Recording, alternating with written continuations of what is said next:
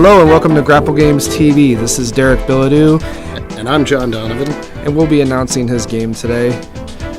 We're just waiting for opening hands to start. Okay, now if I remember correctly, John, you were playing the Bug deck? Yes, I'm playing Bug mid-range, and the matchup was Bug mid-range versus Jund monsters. Damon was playing Jund monsters, that's right. Okay.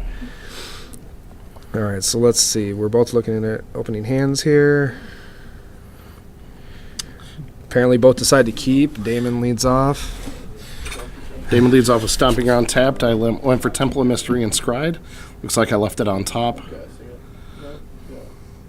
I do see a Sylvan Carotid in my hand, so I have a feeling that's going to be my immediate next play. Seems pretty good. Damon goes Temple Scry. All right. Put it on bottom. I don't see any Domri in his future. And here comes, it looks like it was leading with, Forest Carotid. Definitely helped me ramp into the spells in my deck. We'll get this deck list posted so you guys can kind of take a look at it. Now Damon goes Domri. Got a Domri in play, plussing it, looking, miss. Pass the turn. Okay, you just drew Kiora. I did, in fact, draw Kiora. I took two with from Overgrown Tomb there. Bringing my life total down to 18. Nope. No, I went for Reaper of the Wilds. That's pretty good. For anyone who's not familiar, it is 4/5 for black, green, and 2 colorless, and it for a green and a colorless you can give it hexproof to end of turn. For a black you can give it Death Touch to end of turn, which is very, very relevant in a matchup like this. Damon goes +1 on Domri and misses again. I see a Carotid. Nope. Oh, Dreadbore. Okay. Oh yeah, and I didn't have the mana up to make it hexproof. Yep, I remember that. That's actually very key in this matchup here. Key and Sly? Yeah, it's Key and Sly. If I remember correctly, that doesn't bode well for me. My Thoughtseize reveals a Domri, his own Reaper, and a Stormbreath Dragon. Stormbreath Dragon, that's never good times. I don't think the Stormbreath Dragon was a big deal to me at that moment. I have a feeling I'm holding ultimate price, so we'll see what I go for here. I do see another Thoughtseize in my hand. I'm wondering if I just fire that off right now. Yeah, get both his creatures. You know, I think I do, and I just take all doubt out of it. Yep, there it is. Go for the double Thoughtseize and just leave him with Domri and Elvish Mystic. That and sounds 4 pretty lands. good. Now you're just basically praying I'm in a race against Domri at this point. Yeah, you're praying that he doesn't hit off Domri. So I scry and immediately go to the bottom. Discarding it. Oh. Okay, he drew a card. It looked like a land. He's going to plus Domri. Let's see what happens. And he misses again. He has not hit with Domri a single time yet. He goes Stomping Ground, tapped. Means he's still got the Domri. Oh, the Elvish Mystic gets in for the beats. Elf is coming in. Dropping me to, 1, 2, 3, 4, 5, 6. Dropping me to 13 at that point. Definitely not the life total I want to be at in a situation like that. Yeah. And looks like I'm taking 2 from Watery Grave coming into play on tap. So I'm at 11. This looks like a, yeah. This is Polychronos coming down, which is obviously a very good creature. The problem is, though, he's going to ultimate Domri next turn. Well, he's up to 7 here, which is obviously a problem. And he missed again. That's 4 whiffs in a row with Domri. That is pretty rough. Mutavault in play for a blocker. Yeah, the Mutavault's, I believe, Mutavault's the real problem here. Because I am holding the ultimate price, but I don't have enough mana to be able to kill the Mystic and the Mutavault in this turn. So I scry, I look, immediately ship it to the bottom. I think I realize I'm pretty in trouble here. Yeah, because if Domri ultimates, it's just bad times. Yeah. No Hero's Downfall in your hand, obviously. No, I had stone nothing at that moment. Do you have Kiora, but that's not really Kiora doesn't stop Domri's emblem, unfortunately. You can't gain protection from your opponent's emblem. So this game did not go well for the home team. This is where I'm realizing that I really wish that Mutavault had a color. Right. Makes sense. Unfortunately, it does not, so that ultimate price and that Kiora just do nothing here. Okay, this is where ultimate price the elf. This is where I force him to block with the Mutavault. With Mutavault. Yeah, if I had one more untapped land here, if that Temple of Deceit had been an untapped land, I'm able to kill the Mutavault, drop Domri down to 1. Right. And I'm in good shape there. But unfortunately, that's not how this went. I do get some Kraken action going on here, though. No, I do not this game. That's right. I just +1 and pass, and I'm in quite a bit of trouble here. Bad times. But he does have 2 lands in his hand. No, he has a Domri. Oh, he has a Domri and the land. Yeah. So he gets a scry here. So that's really good when he's about to ultimate 1 Domri and go for another one. He's thinking pretty hard about that card. That ships to the bottom. Okay, so he's going to ultimate Domri, cast another Domri, plus Domri. And if I remember correctly, this is not a good card for the home team here.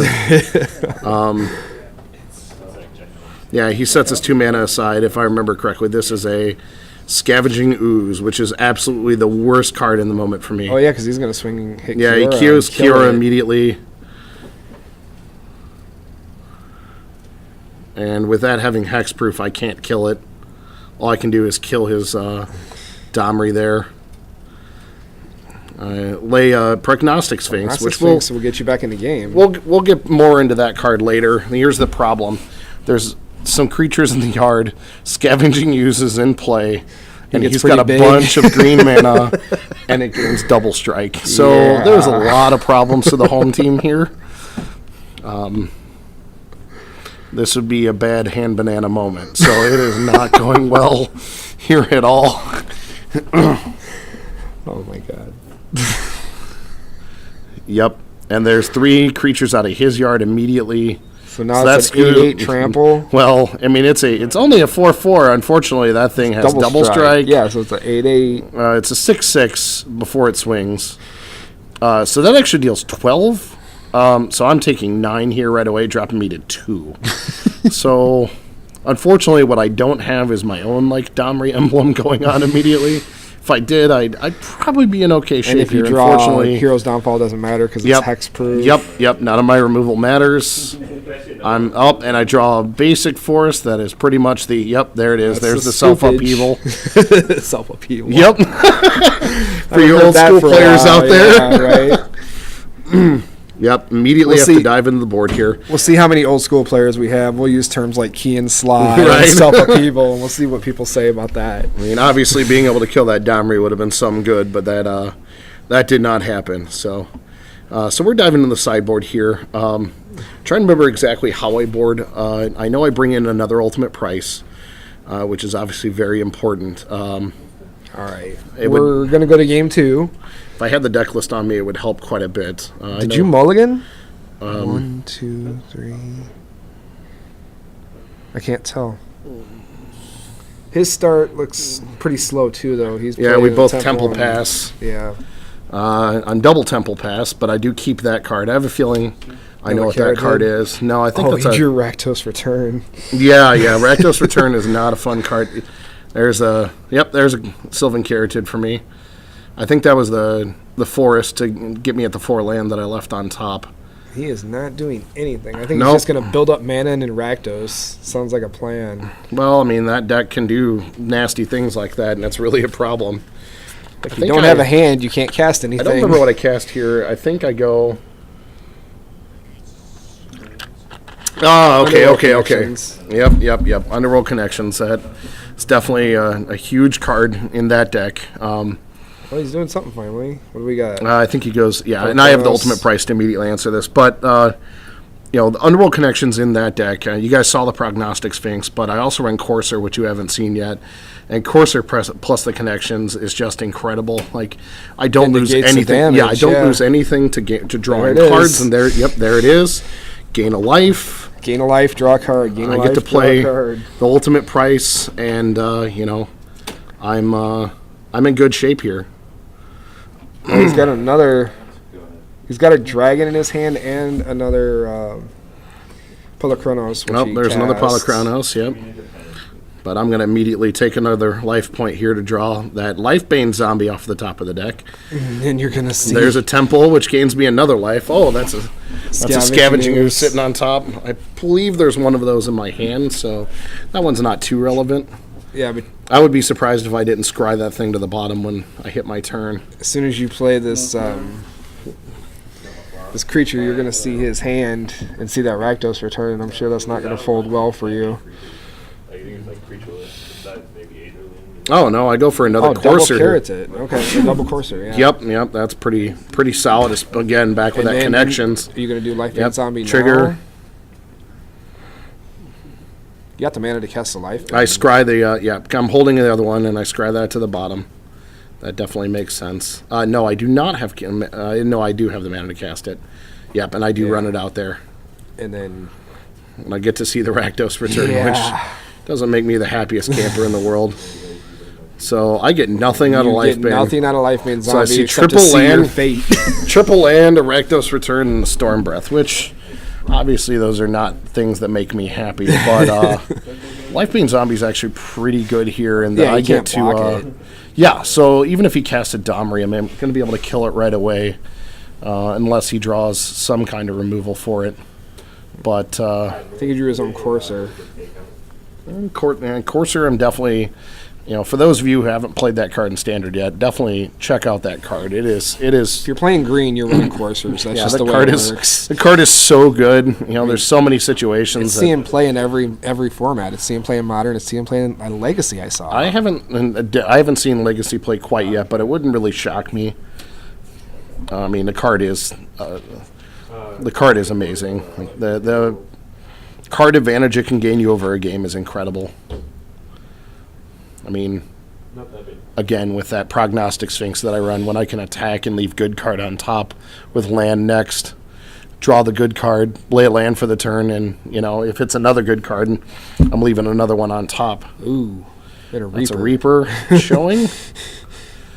And he takes 2. Well, he takes 1. Oh, yeah, only takes 1. That's right. The Courser is good, folks. Kill your Life Bane. Smart play. Yep. That was a good play. Pretty sure I take some ye-old damage from ye-old Polychronos sure you're not there. Gonna block with yours. I can't imagine for any ungodly reason I blocked with my Coursers there with that board state. Come on, Damon, get your dice. Let's go. It's a little slow to the take with the dice. Yeah, Magic players are supposed to be like punctual. Yeah, right. Yeah, if anyone's ever ran an event, they know that half the players show up in the last 30 seconds. Right. That's just how it goes. That's Come par running for the course. in the door. The event starts at for 5. You take 5. Event starts at 11. Everyone's walking the door. You blocked.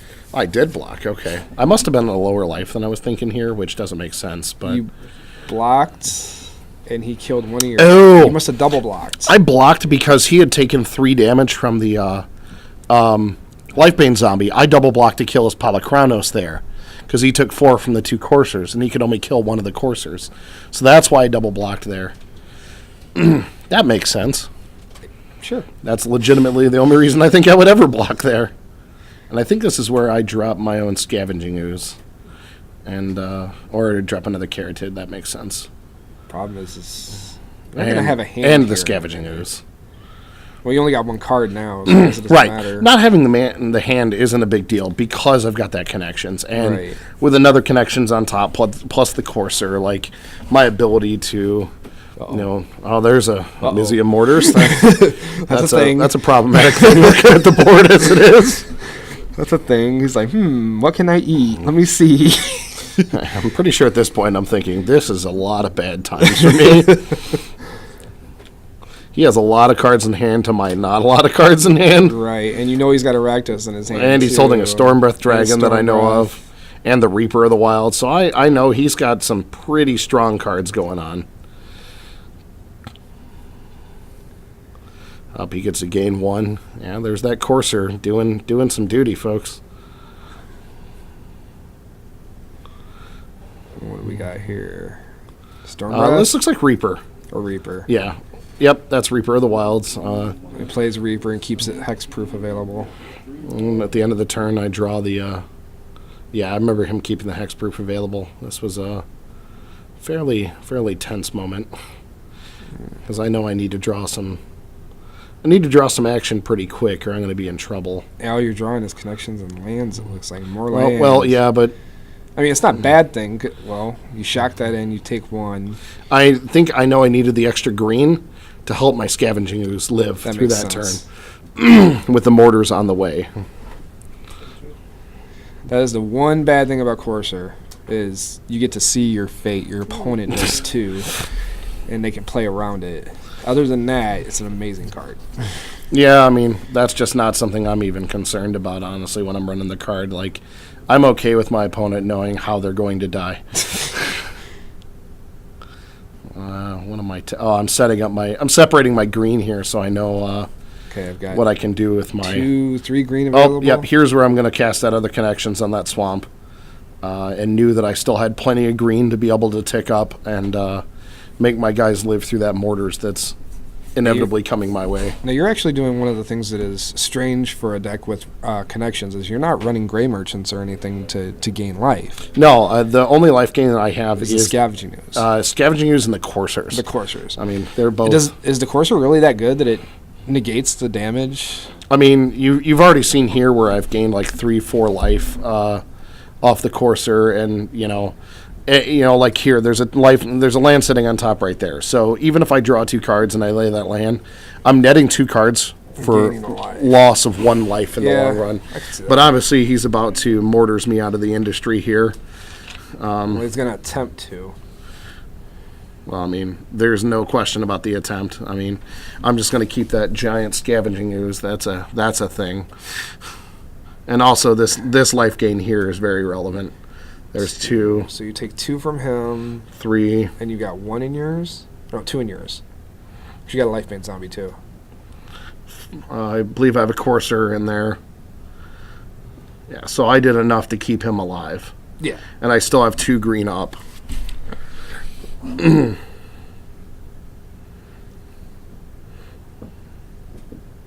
So basically, I almost negated that entire attack with the Scavenging Ooze. I don't know if I agree with an attack with the... Well, the Reaper trades immediately because my Ooze is... Well, no, it would trade immediately because my Ooze already has 4 damage on it. So... Well, yeah, you're not going to block, but what I'm saying, I don't think he should attack here, because if you try to attack with your Ooze... My Ooze is going to be... It's just going to die. It's going to be bigger and bigger. Oh, yeah. We're still on his turn, and it's a question of, is he going to attack? Unfortunately, we don't get the information of seeing what I was drawing right now, but... Well, he does swing. Yeah, and I immediately reached my pen here. here. Yeah, there's no question. He's willing to trade his Courser to block if you decide to attack, I guess. He does have a Storm Breath and a Rakdos in his hand. This is where you remove that first Courser that died, gain another life, and then I'm pretty sure I just immediately draw 2 cards here. Oh, I did, in fact, block and trade. Oh. All right. I think it's because I'm holding a Polychronos in my hand, so I know that I've got a solid threat coming up.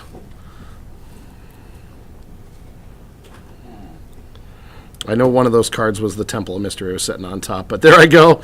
I just set the connections aside like... Maybe your life total is so low that you had to block. There is that possibility. I mean, but I set those 2 connections aside with, like, an incredible amount of authority going, yeah, these don't actually produce mana. They just draw cards. Right. Which, I don't know about you guys, but I'm willing to trade a mana every turn for a card and a life. That's another life bane. Here it comes again.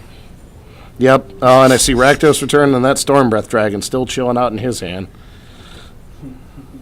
That's bad times. Tap 3 here. What do I lay? Oh, I probably lay... Looks like I have another Courser that I drew, which is definitely really good. And look who gets a land off the top like a champ. That's plus for the home team. Yep. Gain a life there. Revealing.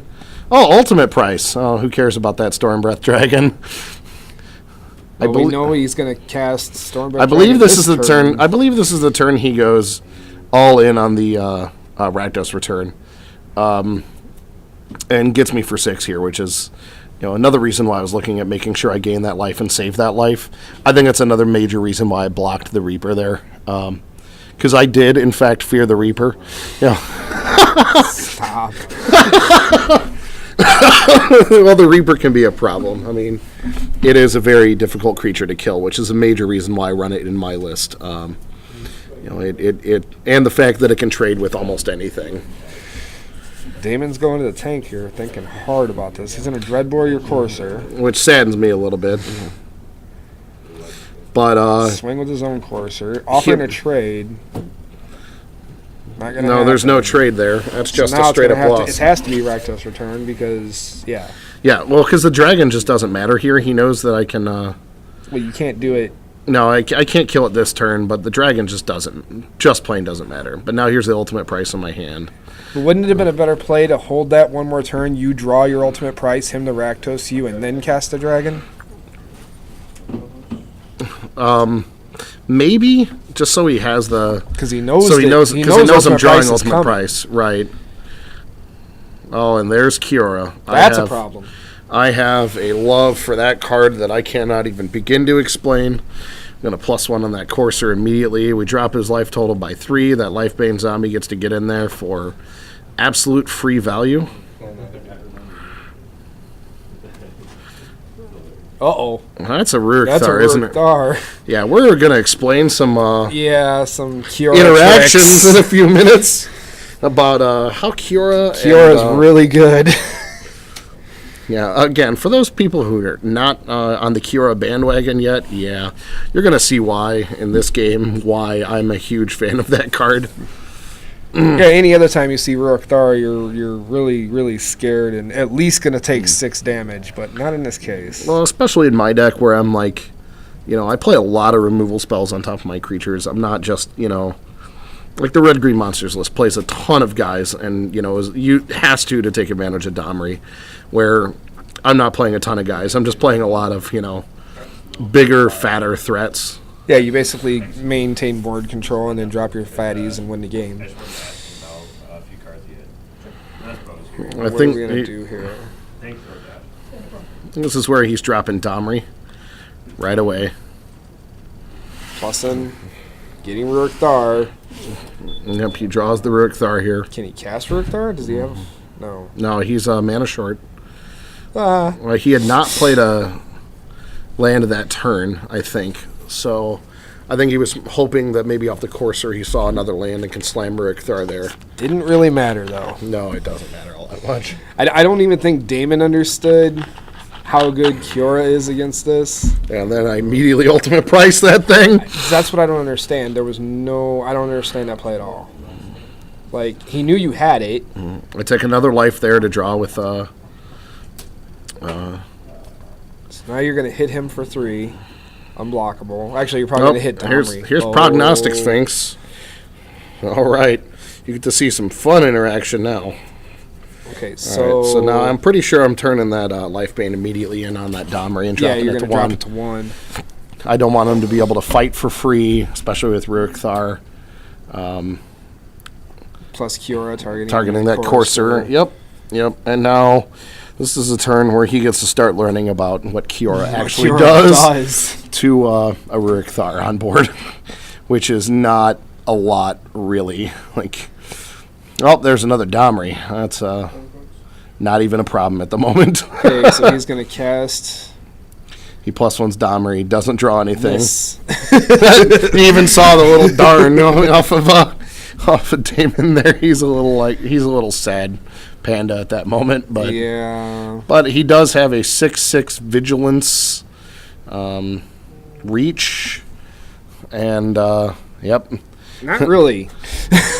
The reach is holding that Prognostic Sphinx back pretty well from being able to attack through clean. But yeah, you still swing, you still get the scry triggers, and it doesn't take any damage, and you don't take any damage. So well, you see all the cares that I give at this moment. I'm just drawing and oh, look at that! That's a Hero's Downfall I just drew. That's You're not even going to do it. So what's going to happen is he's going to plus Kiora targeting Rurik-Thar. Now Kiora reads that the creature that the permanent that you target deals nor receives combat or damage. Period. So because Rurik-Thar is targeted now, John can still play his stuff free and not take 6 damage because it would be Rurik-Thar that would be doing it. And here's where I get to start busting that Prognostic Sphinx wide open with Underworld Connections. So now, not only do I get to see what I'm going to draw for my turn potentially, but I've got 2 connections into play, and I just get to automatically see what I'm drawing. It's fairly disgusting. And now I can play removal spells all day and just not care. Yeah, if I remember correctly, you do cast Downfall pretty soon, and Damon points to taking 6 damage, and that's when we had to explain to him, no, that doesn't happen. Right, it just shuts off the world. It shuts off everything. It's like Kiora is really good. Well, he does draw Domri here, but as we can see, there's nothing on top to draw, so obviously the board states pretty heavily in my favor here. Hey, you're just going to beat him with an unblockable creature every turn. Right, essentially. Play another Domri. He does fight here immediately, so that Lifebane zombie is a sad panda. No, you actually, this is where you cast Downfall.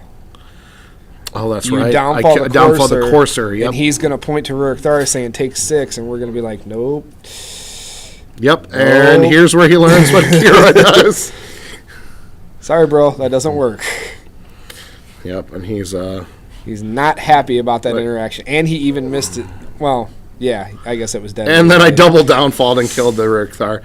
He pointed again just for good measure, but, at this point, this game is just about over. Okay, now you can untap. Yep. Draw all your cards. And I'm pretty sure this is where I immediately just release the Kraken. Yeah, Krakens get released in this game. I remember that. Yep, coming in for trigger. Oh, there's another downfall. Yeah, I was pretty good at the old drawing the downfalls that game. But when you're looking at 3 cards a turn off the top of your library, and there's a Kraken and there's the concession. There's a concession. So we're moving on to game 3. Yep. This one, Damon will be on the play. I do got to give Damon props, though. At least he wasn't playing mono black. You and your hatred for mono black. I mean, I have a deep, deep hatred for that deck. It's a very good deck. It's very resilient, even still. I guess I have a hatred for it because I lose to it if I'm playing control, and then when I decide I'm going to flip the script and I'm going to play the deck, then I lose to it anyway because I play against mirror matches. It's like it's just a pure hatred that I have for this deck. Well, I mean, I've been playing mono red on Moto lately, and yeah, there's nothing worse than running into a turn 1 Thoughtseize because you know what you're playing against. And unless I have the nuts in my hand, it's like, oh, yay. It doesn't even matter that they just shocked themselves on turn 1 because they shocked themselves and they took some threat out of my hand. Now, I did beat them with a triple Burning Tree Emissary Firefish Striker draw, but that'll work. But that's definitely a thing. That's a rare thing. All right, well, we're back to the game here. Yep. We've got Damon dropping a second land. It's a temple. He scries. I scried. Card. Game 3, right? Okay, we're here for game 3. We had a slight technical difficulties, so we have to announce this again. That's okay. I think we know who's going to win. That doesn't matter. We'll still talk about this. I'm sitting here. We know who won. There's a downfall on Domri. Land scry. Looked at a blue-green temple there, putting that right on bottom. I've already got a pretty solid mana base sitting there in my hand, holding a Watery Grave. Damon goes with the Courser. Flips, hits a land, gains a life. Yeah, that Courser. That thing is a card-drawn machine. I mean, I don't know about your experience with Courser yet, but it actually allows you to keep hands that maybe might not be as fantastic, but not really a green mage. Yeah, I mean, don't play a lot of green except I was running Kiora for a while. For me, and for a long time, green to me is the acceleration color, and that's how I look at it. I mean, it does beat down, obviously, but green is definitely there to ramp lands for me.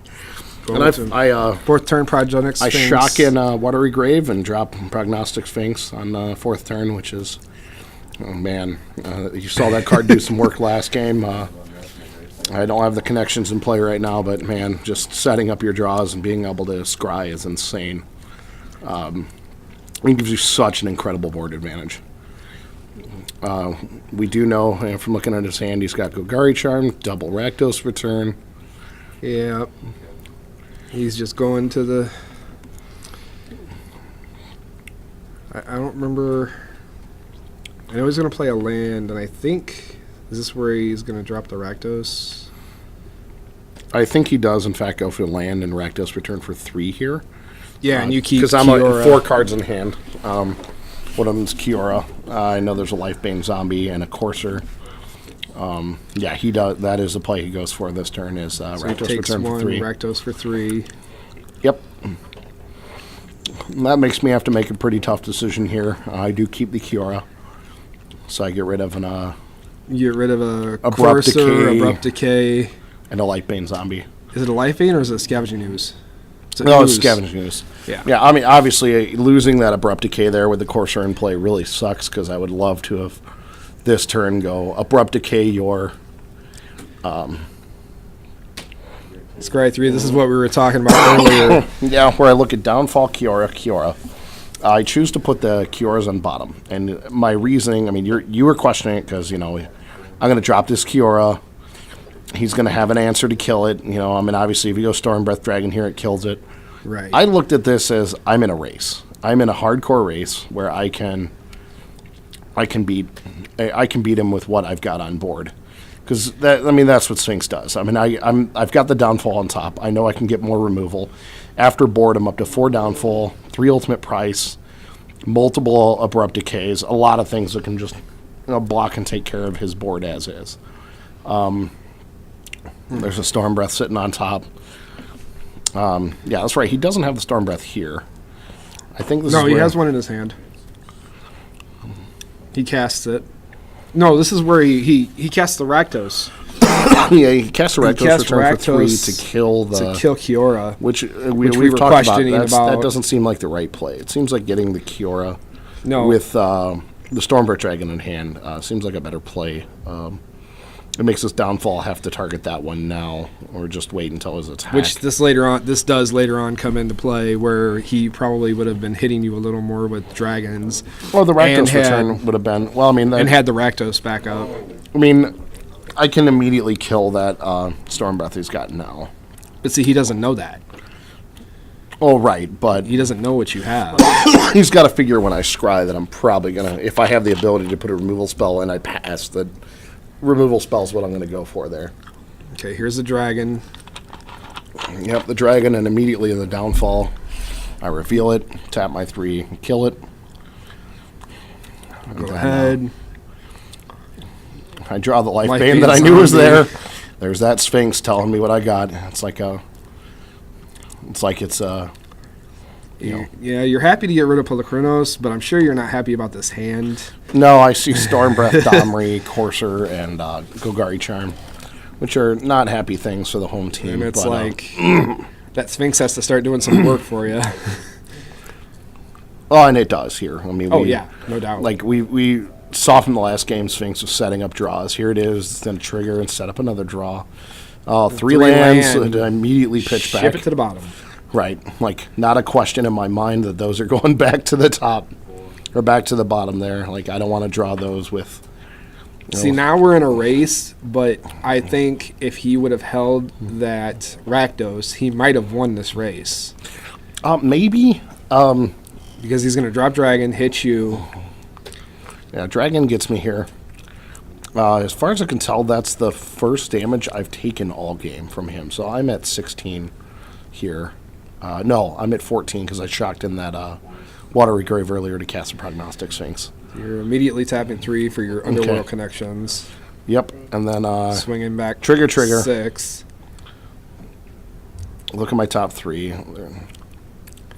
Well, no, he Rakdosed you too. Oh, he did Rakdos for 3. Yeah, you Rakdos for 3 because the first one went to Kiora, the second one went to you. Yep, and then it looks like I'm putting another Lifebane on top, which I know he's got that Courser. He's got his whole hand. Yeah, because he's got Golgari Charm.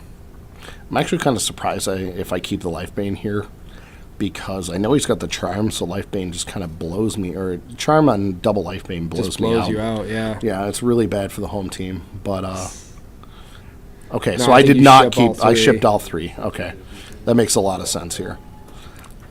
But now we're gonna do Dragon hit. But we've got his life total quite a bit lower there. He's taken 6 here.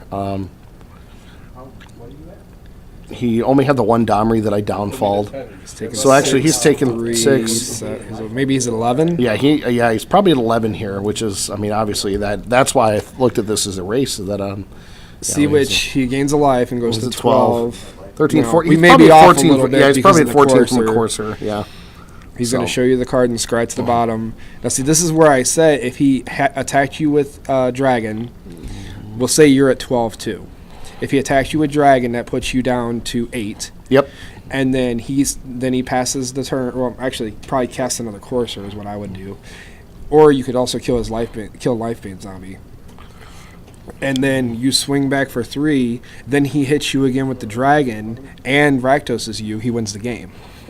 Yeah, I mean, obviously that's assuming that I don't get another removal. Yes. Right. But here I know he's setting up to. I take the 4. I draw. I drew. Did you draw your own courser? I think. There's where he Golgari charms the. Yeah, Golgari charms the connections right away. Instead of taking out the Lifebane zombie. I think this is but this is the turn where I'm going to put him at 5, I believe. Now he's going to drop a Domri. That's right. He drops Domri and he fights the Lifebane with the courser. Lifebane. Or with either. It didn't really matter. Actually, he's holding that. Yeah, there's the Domri that he's going for. Yeah, he cast the Domri. Now this is where we get to take a few minutes. Oh, and he plussed it. He plussed it. Yeah, I would fight here. I would have fought that Lifebane zombie out of the industry. Oh, I'm holding Downfall. That doesn't surprise me. Me and Downfall. But still, he doesn't know that. And if he would have fought the Lifebane zombie, this is 3 less damage that he's taking. I get right in here. But I send it both at him. I send him for him because this drops him to 5 and puts him on lethal on board. Right. And I'm pretty sure that Scry just put an ultimate price on top. And I think that kind of seals the deal because I'm holding. And you tap 3, courser, cast a courser, flip and up your card. Have ultimate price sitting on top with Downfall in hand. So then, yep, there it is. And the double removal spells is just going to prove to be too much. And see, this is exactly what I was talking about because if he would have fought with your Lifebane zombie, and then turn around and attacked with Courser and Dragon. I downfall that Courser, or I downfall the Dragon. If you downfall the Dragon, then you're taking 2 from the Courser. The Courser with my. You can't downfall and block. I choose my blocker. Oh well, I guess you could. And I even have the other Courser in play, so either way, I'm blocking his Courser coming in. So I just choose to block with the Carotid. I tap the 3. I downfall the Dragon. So I take 0 in that turn if that's his plan. But he does have the ability to fight here, which I think he's looking at the board and seeing that ultimate price and just realizing that as soon as I downfall here, it's over. He has. But again, he doesn't know you have a downfall in your hand. You could be bluffing. You didn't. Now he knows. Yeah. Now I downfall the Dragon. And he regenerates it. He regenerated it thinking you took damage still. Yes. That's what happens. And that's when he kind of shrugs his shoulder. Soon after that is when he backs it up, realizing he's taken 6 that he can't block with him at low enough life that it just doesn't matter anymore. I'm like, yep, that regenerates. That's fine. You take damage. No, I don't. Because downfall stops it. And when you regenerate, taps your creature anyway. So, yeah. Now I think the play is lay a Courser, gain 2 life.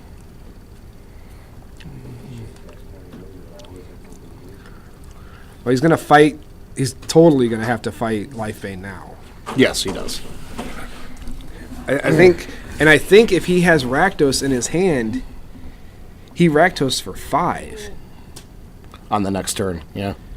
Well, no, Rakdos no, on this turn for 6 on the next. No, he's got 1, 2, 3, 4. He's got enough to Rakdos because he can also 4. play this. He can play the land. He hasn't played a land yet. True, so he can Rakdos for 5. I would have put him in a better shape, but I think he just realizes at this point it's over because he's got no way to stop what's happening, even going Courser gain 2. Now, what if the ultimate price in hand? What if he fought? Let me think. Okay, well, apparently he was dead on board anyway. It didn't matter. Yep, that's when he scoops it up, and that's it. And, well, thank you guys for watching, and hopefully we can do a little bit more deck commentary on this. And Yeah, maybe we'll get a deck tech with John sometime. And We'll kind of set go that through up. this list and talk about it. But hey guys, thanks a lot for watching. Hope you guys check out some more videos from us in the future. Go ahead and subscribe to Grapple TV, and we'll be bringing more to you as the games progress.